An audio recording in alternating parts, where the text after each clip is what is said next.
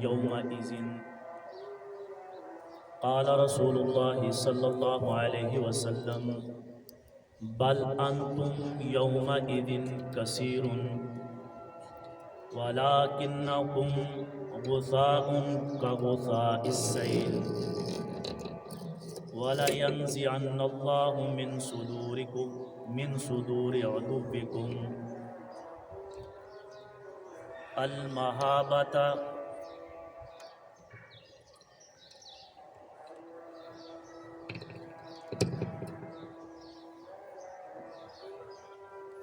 وَلَيَنزِعَنَّ اللَّهُ مِن صُدُورِ عَدُوِّكُمْ الْمَهَابَةَ مِنكُمْ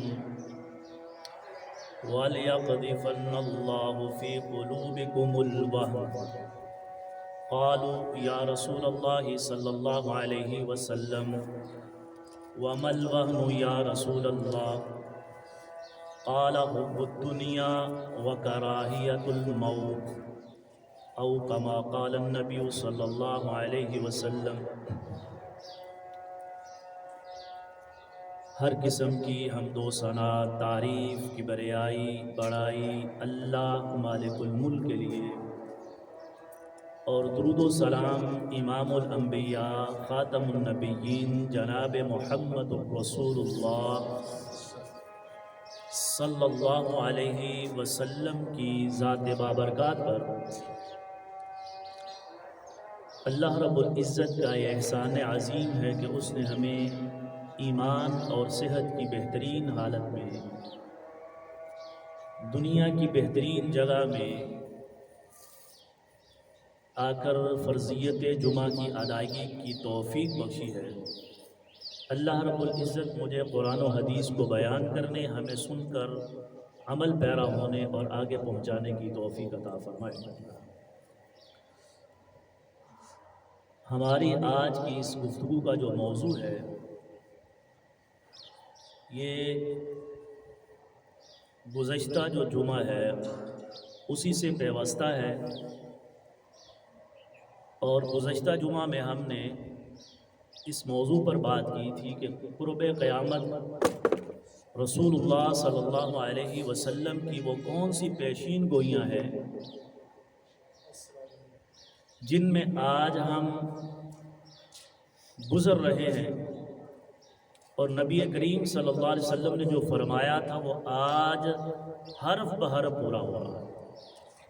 ان میں سے جو پچھلے خطبہ میں ہم نے بیان کی تھی وہ یہ تھی کہ قرب قیامت انسان جلوت میں کچھ ہوگا اور خلوت کے اندر اللہ کی حرام کردہ چیزوں کو اپنے اوپر حلال کر بیٹھے گا۔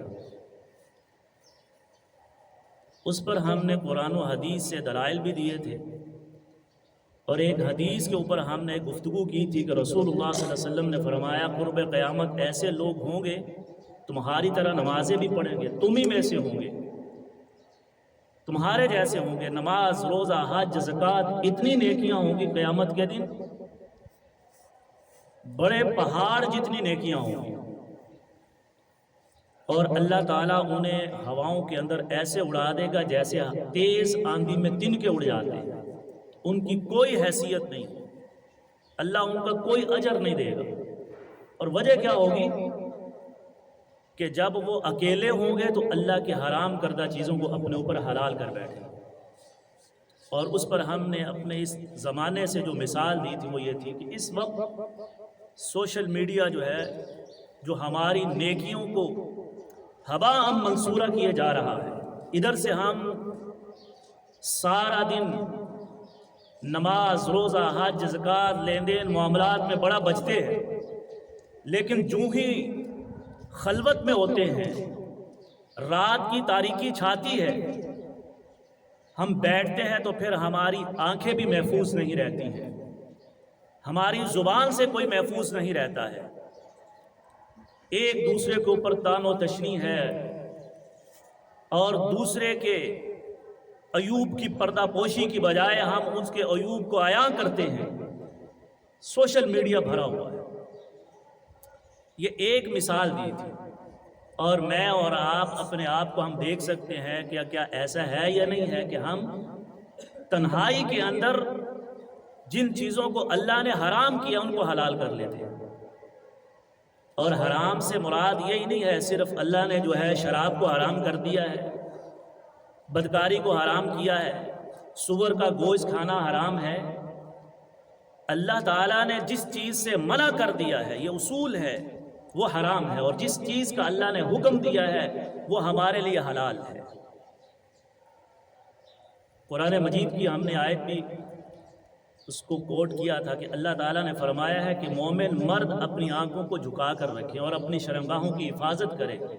مومن عورتوں سے بھی کہہ دیا محمد صلی اللہ علیہ وسلم کہ اپنی نگاہوں کو جھکا کر رکھیں اور اپنی شرمگاہوں، اور ہم نے بتایا تھا کہ صرف یہ ایک اتنا اہم حکم ہے کہ اللہ تعالیٰ نے الگ الگ مردوں کو، مومن مردوں اور مومن عورتوں کو ایک ہی بات، ایک ہی جگہ پر، سورۃ النور کی آیت نمبر 30 ہے، اللہ تعالیٰ نے اس میں واضح کہا ہے مومن عورتوں سے بھی اور مومن مردوں سے بھی۔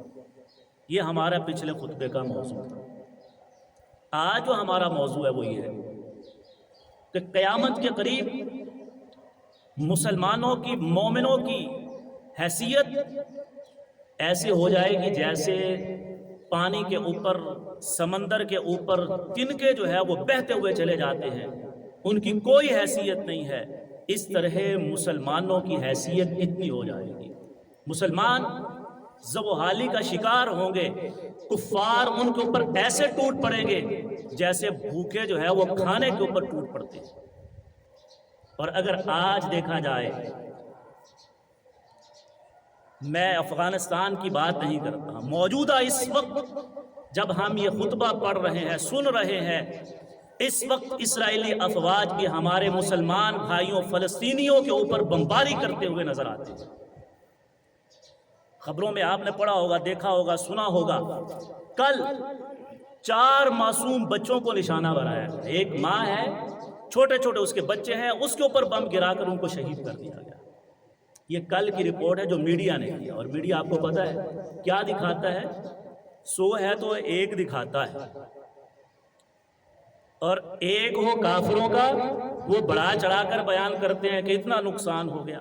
پہلی تو بات ہے ان کی جو اموات ہیں جو جہنم واصل ہوتے ہیں وہ تو بتاتے ہی نہیں، چھوٹا سا نقصان ہو اسے بڑا چڑھا کر بیان کریں، اور مسلمانوں کا کوئی بھی ایشو ہو اس کو اتنا پروپوگنڈا کریں گے، ان کو انسانوں کے حقوق سے بھی زیادہ نیچے، جانوروں کے جو حقوق ہیں نا ان کے ہاں، مسلمان کے حقوق اس سے بھی کم تر ہے۔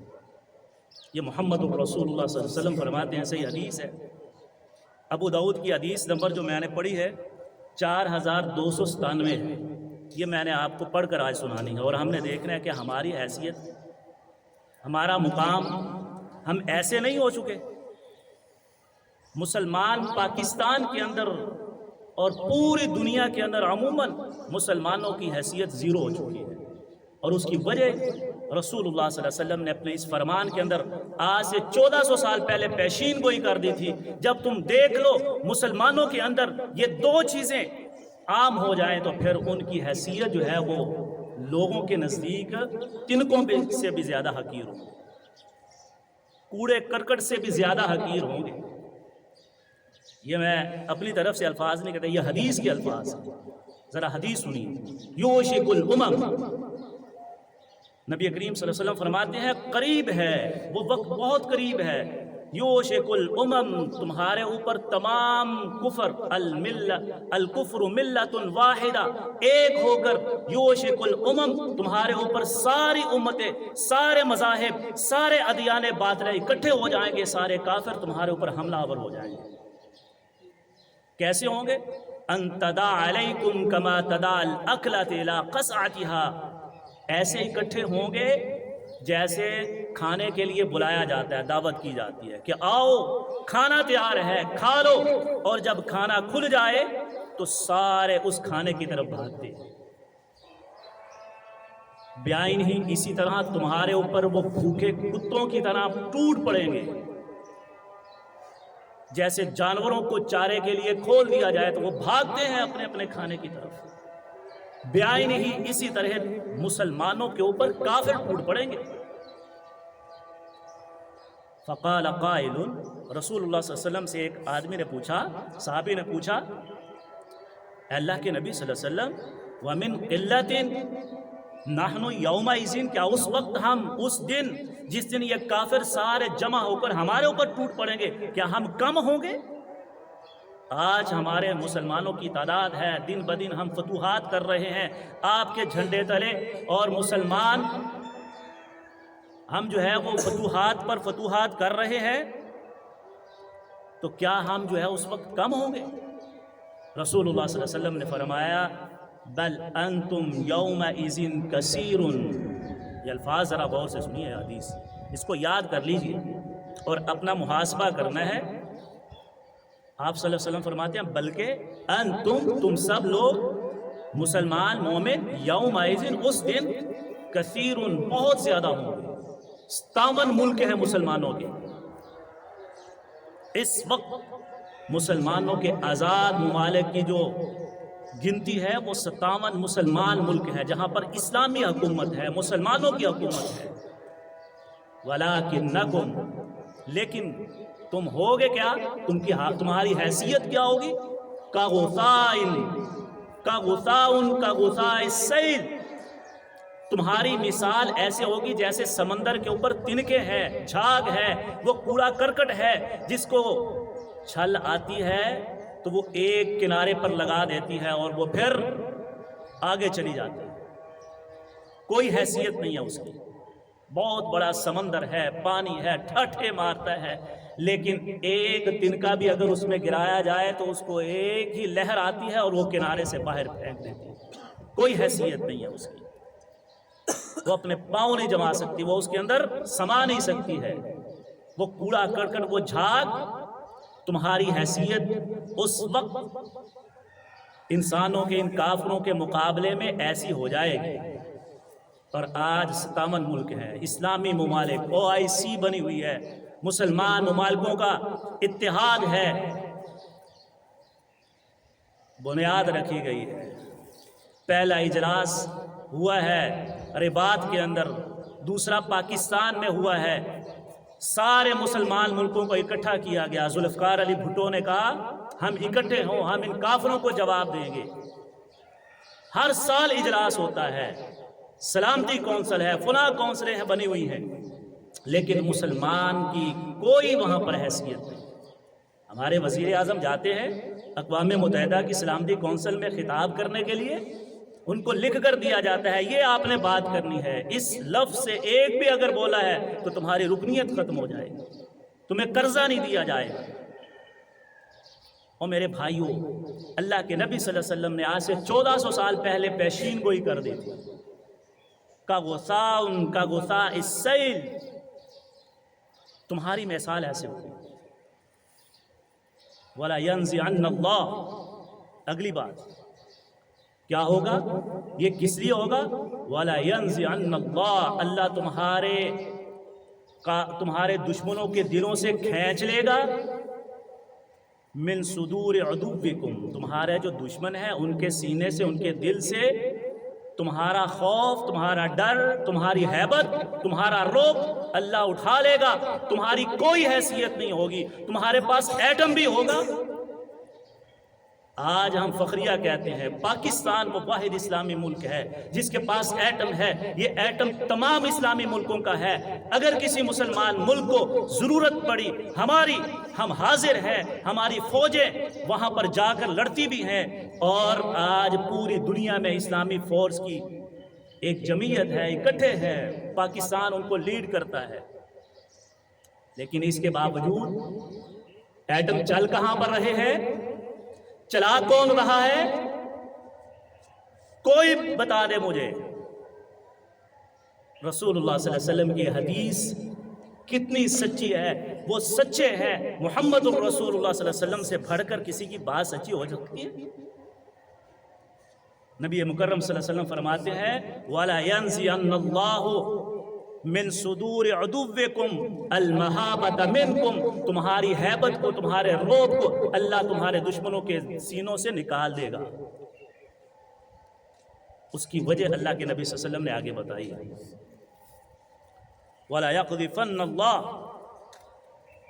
اور یہی نہیں ہوگا، اور تمہارے دلوں میں اللہ ڈال دے گا فی قلوبکم الوہن، تمہارے دلوں میں وہن ڈال دے گا، تمہارے دشمنوں کے دلوں سے اللہ تمہاری رعب، ہیبت، خوف، ڈر نکال دے گا۔ اور وہ کیسا ڈر تھا؟ ایک مومن کا ڈر۔ رسول اللہ صلی اللہ علیہ وسلم فرماتے ہیں مومن کا رعب، دبدبا، صرف ایک مومن کا اگر میں بیان کروں نا، خطبہ بیت جائے، کئی خطبات چاہیے، اور آپ نے سنا بھی ہوا ہے، صرف اشارہ کر۔ نبی مکرم صلی اللہ علیہ وسلم فرماتے ہیں، صحیح حدیث ہے کہ عمر رضی اللہ تعالی عنہ جس بازار سے گزر جائے شیطان بھی وہ اس بازار کو چھوڑ دیتا ہے۔ یہ ایک مومن کا رعب ہے یا نہیں ہے؟ نبی مکرم صلی اللہ علیہ وسلم فرماتے ہیں کہ عمر سے شیطان بھی ڈرتا ہے۔ اللہ اکبر، یہ ایک مومن کی شان ہے۔ اور حضرت عمر فاروق رضی اللہ تعالیٰ عنہ کے زمانہ میں 22 لاکھ مربع میل تک مسلمانوں کی حکومت ہے، فتوحات پر فتوحات ہو رہی ہے، اور اس وقت بھی یہودیوں نے دیکھا کہ عمر ابن الخطاب یہ فتوحات پر فتوحات کرتے ہیں، ان مسلمانوں کو اب روکنا مشکل ہے، اگر یہ عمر رہا تو پھر دنیا کے اندر ہمارے یہودیوں کو رہنے نہیں دے گا، ختم کر دے گا۔ اور پھر کیا کیا یہودیوں نے؟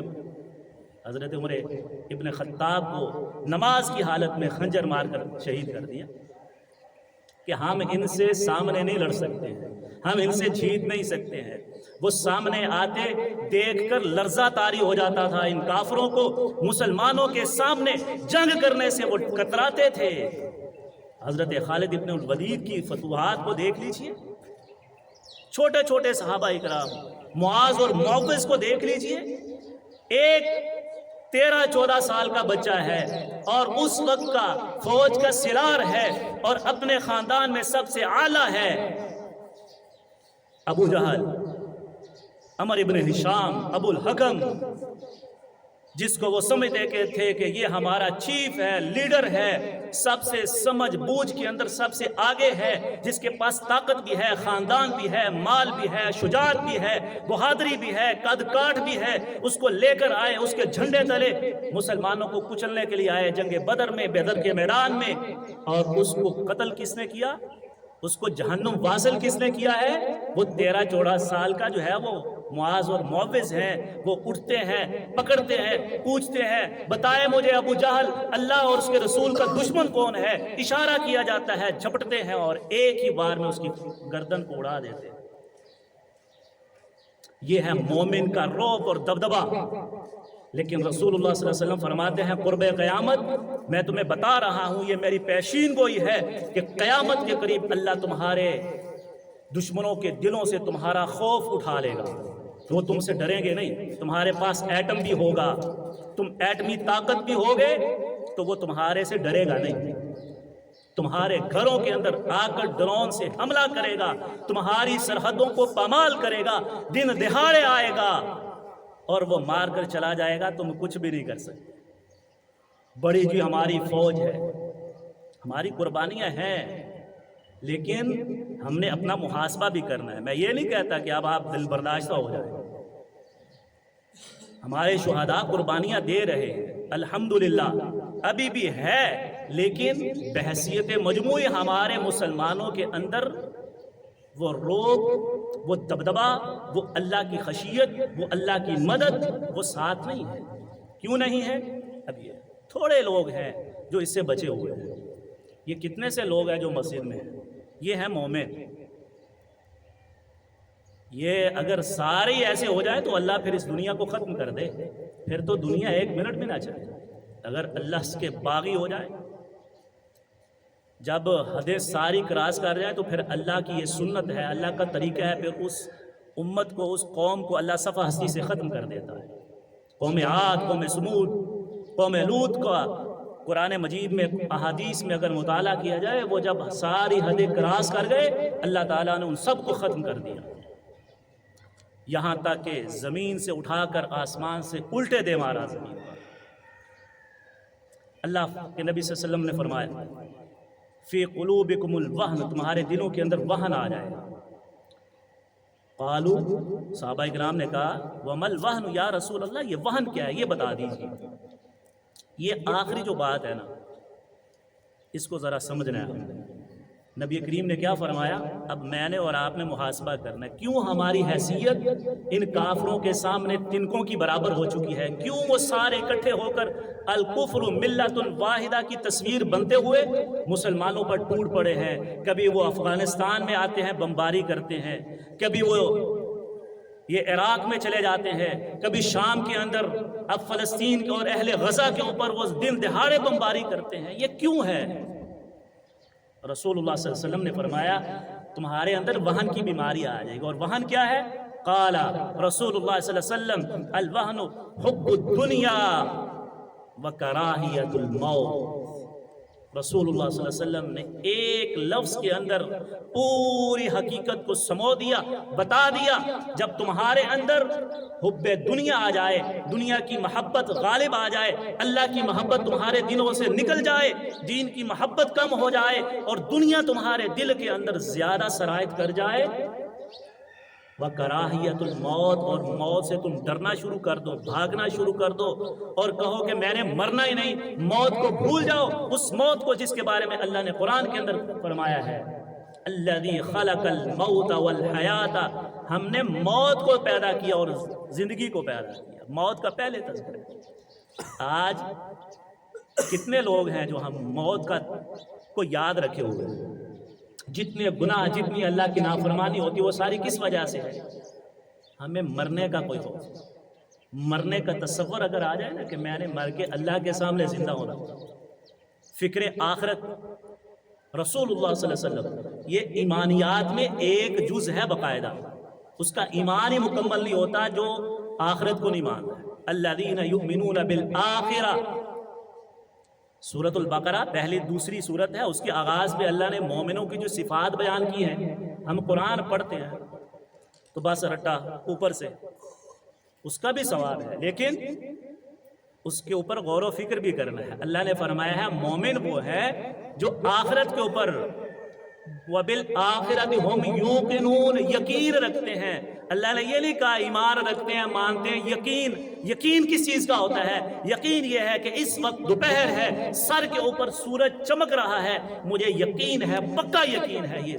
اب کوئی مجھے آ کر کہے کہ اس وقت دوپہر نہیں ہے، رات ہوئی پڑی ہے، آپ مان جائیں گے؟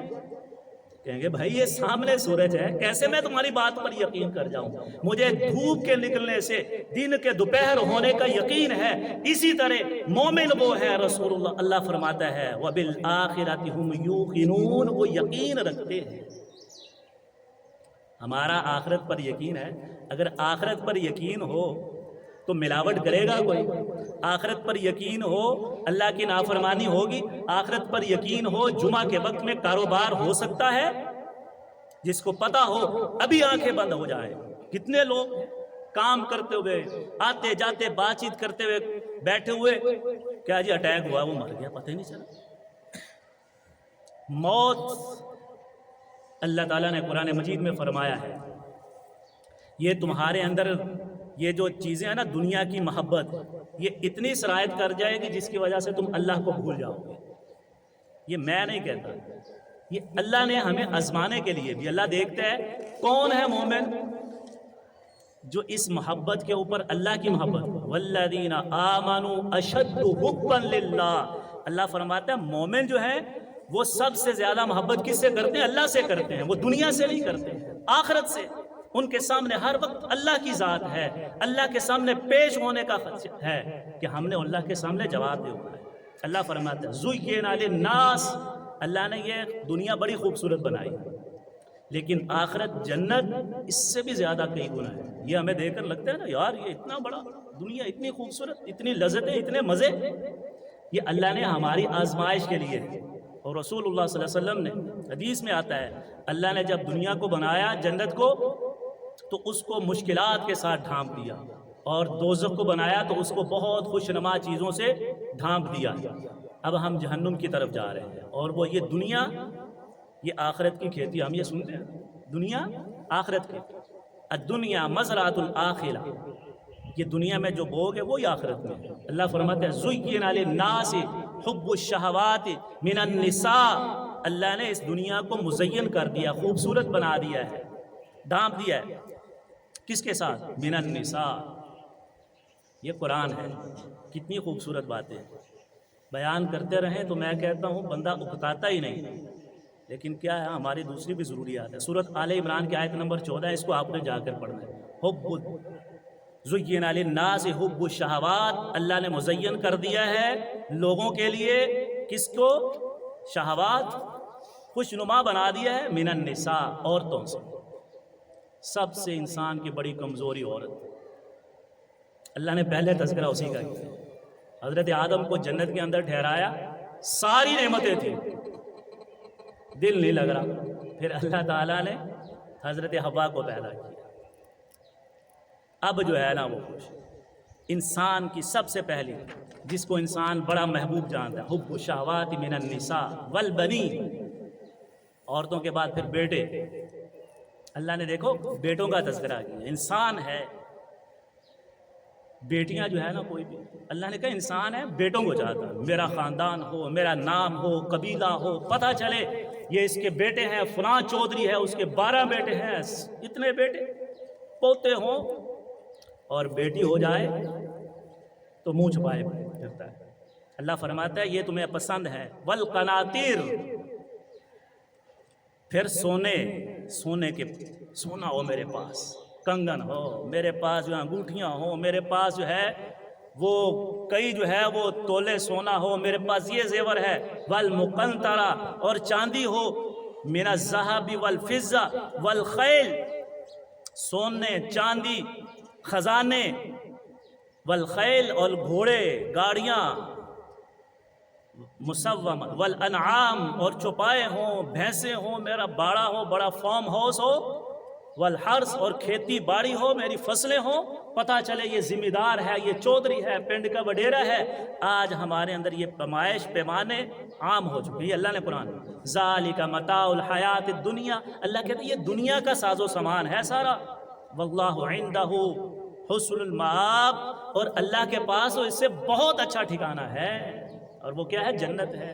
اگر تم ان کے اندر ساری زندگی کھوئے رہے، انہی کو حاصل کرتے رہے، انہی کو حقیقت جان لیا، پھر اللہ کے پاس تمہارے لیے کچھ نہیں ہے۔ اور فرمایا ارائیت من اتخذ الہہ ہوا، ہماری خواہشات، یہ بیٹے، یہ بیویاں، اور یہ نوکر چاکر، یہ زمین، یہ گاڑیاں، یہ ہم چاہتے ہیں، سونا چاندی ہو میرے پاس، بینک بیلنس ہو۔ اللہ فرماتا ہے یہ اگر جس بندے کو اللہ سے یہ دور کر دے چیزیں، اگر یہ چیزیں ہوتے ہوئے اللہ کے قریب ہے تو پھر یہ بہت ہی اچھی بات ہے، اور اگر یہ چیزیں ہوں اور اللہ سے دور کر دیں پھر سمجھ لے یہ آپ کے لیے وبال جان ہے، پھر یہ آزمائش ہے، پھر قیامت کے قریب۔ ارائیت من اتخذ الہہ ہوا، کیا آپ نے اس انسان کو دیکھا ہے جس نے اپنی خواہشات کو اپنا معبود بنا لیا ہے؟ افانت تکون علیہ وکیلا، اے محمد صلی اللہ علیہ وسلم کیا آپ ان کو سمجھا سکتے ہیں؟ نہیں سمجھا سکتے، آپ ان کے جو ہے وکیل نہیں بن سکتے، آپ ان کو جو ہے سدھار نہیں سکتے ہیں۔ ام تحسب ان اکثرهم یسمعون، کیا تم سمجھتے ہو کہ یہ سن لیں گے تمہاری بات؟ یہ نہیں سن سکتے۔ جو خواہشات کا بندہ بن جائے، آپ جتنا مرضی سمجھا لے، جب تک اس کو ٹھوکر نہیں لگے گی، وہ چیز چھین نہیں جائے گی، اس وقت تک وہ سدھر نہیں سکتا ہے۔ اور آج ایسا ہے پیسے کی ریل پیل ہو، اللہ کو بھول جاتے ہیں، نہ نماز، نہ روزہ، نہ حج، نہ زکوٰۃ، کسی چیز کا فکر نہیں ہے، بس پیسہ چاہیے، وہ حلال طریقے سے آ جائے، حرام طریقے سے آ جائے۔ آپ اس کو رائے راست پر نہیں لا سکتے۔ او یعقلون، یا یہ عقل کر لیں، عقل مند ہو جائیں، نہیں ہو سکتے۔ انہم الا کالانعام، اللہ فرماتے ہیں یہ تو کیا ہے؟ چوپائے ہیں، بل ہم اضل سبیلا، بلکہ یہ ان سے بھی زیادہ گئے گزرے، مال و دولت کے پیچھے دن رات بھاگنا۔ اور آج ایسا ہے یا نہیں؟ پیسہ، سب کچھ، نہ نماز کی فکر ہے، نہ روزے کی ہے، مساجد غیر آباد ہیں آج، اور بازار آباد ہیں۔ تو دنیا کی محبت جو ہے، حب الدنیا و کراہیت الموت، یہ دو چیزیں رسول اللہ صلی اللہ علیہ وسلم نے فرمائی۔ اور موت کے بارے میں اللہ نے قرآن میں ہے، تم جہاں پر مرضی چلے جاؤ، اینما، جہاں بھی چلے جاؤ، یدرککم الموت، موت تمہیں وہاں پر بھی آ لے گی کہ بھاگ سکتے۔ سمندر کی تہوں میں چلے جائیں، آسمان کی بلندیوں میں چلے جائیں، موت وہاں پر بھی آ جائے۔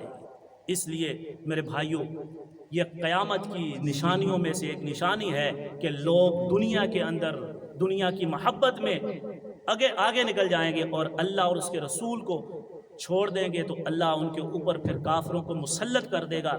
آج میں سمجھتا ہوں ہم سب کو اپنا محاسبہ کرنا چاہیے۔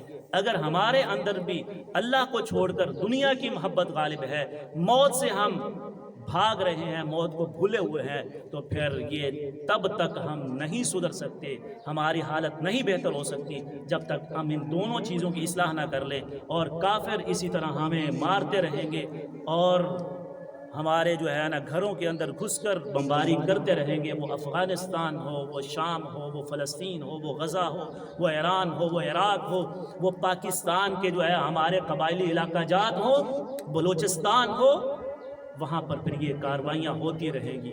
اگر ان سے نکلنا ہے، ایمان کو مضبوط کرنا ہے اور دنیا کی محبت کو چھوڑنا ہے، اللہ کی محبت کو غالب کرنا ہے، موت کو ہر وقت یاد رکھنا ہے، فکر آخرت پیدا کرنی ہے، تو انشاءاللہ پھر مومن مضبوط ہوگا۔ اگر ہمارے اوپر خواہشات غالب رہی، پھر یہ کافر ہمارے اوپر اسی طرح بھوکے کتوں کی طرح ٹوٹتے رہیں گے۔ اللہ رب العزت ہمیں قرآن و حدیث کو سمجھنے، پھر عمل پیرا ہونے کی، اپنی اصلاح کرنے کی توفیق عطا فرمائے۔ مجھے اور آپ کو جنہوں نے ہم نے یہ سنا ہے، اللہ تعالیٰ قرآن و حدیث کے مطابق اپنی زندگیوں کو سدھارنے کی توفیق عطا فرمائے۔ وآخر دعوانا ان الحمد للہ۔